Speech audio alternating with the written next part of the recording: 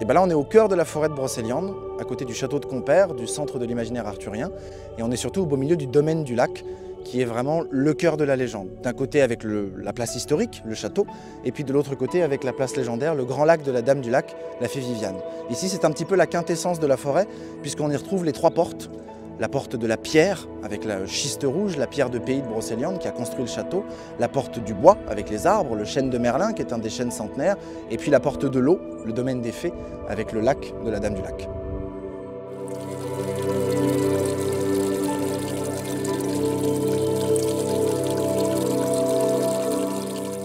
Alors la fontaine de Barenton, c'est le cœur battant de Brocéliande, au sens propre et au sens figuré.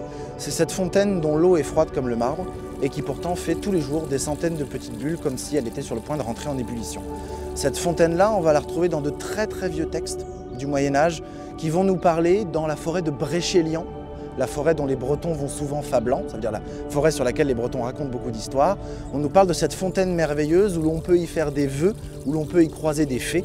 Et bien sûr, dans le roman Yvain ou le Chevalier au Lion de Chrétien de Troyes, qui est un des romans fondateurs de la légende, c'est là que va se dérouler une grande partie de l'action. C'est là que le chevalier Yvain, chevalier de la table ronde, va venir affronter le gardien de la fontaine, le chevalier noir, et c'est là que va démarrer son aventure. C'est le lieu qui montre que cette forêt, au final, c'est le lieu d'initiation pour les chevaliers de la table ronde, et c'est le lieu où naît la légende.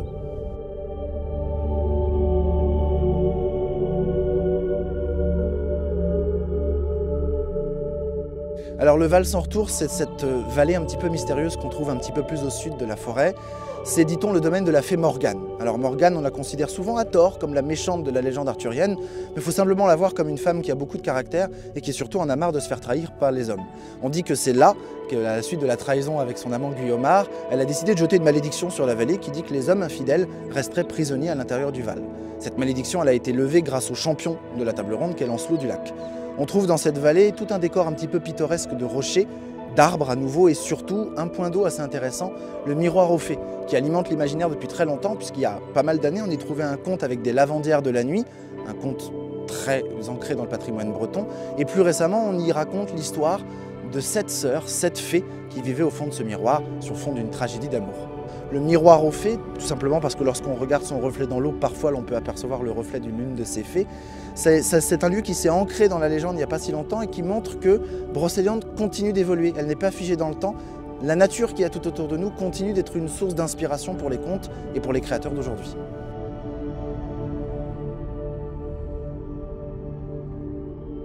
La chapelle de Trerenteuc, qu'on appelle aujourd'hui la chapelle du Graal, c'est l'œuvre d'un homme qui a été le père fondateur du Brocéliande moderne. Il s'appelle l'abbé Gillard.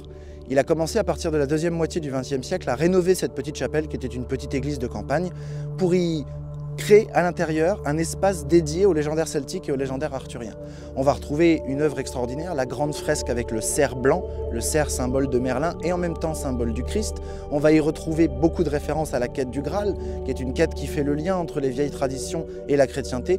Bref, on va trouver au sein de cette église tout un univers qu'on n'a pas l'habitude de trouver dans les chapelles, l'univers de la légende arthurienne. Et pour découvrir visuellement, pour s'émerveiller, c'est une boîte aux mystères remplie d'énigmes et c'est un point de départ extraordinaire pour commencer à découvrir la forêt. Alors dans les lieux un petit peu moins connus, un petit peu mystérieux, on a aussi la vallée de l'Aff, proche de la commune de Baignon, qui est une vallée forestière avec un point culminant au rocher glissant. Et c'est là, dit-on, dans la légende, que Lancelot et Guenièvre se seraient pour la première fois embrassés. Un lieu qui est chargé d'amour et de mystère et c'est vraiment une perle à découvrir.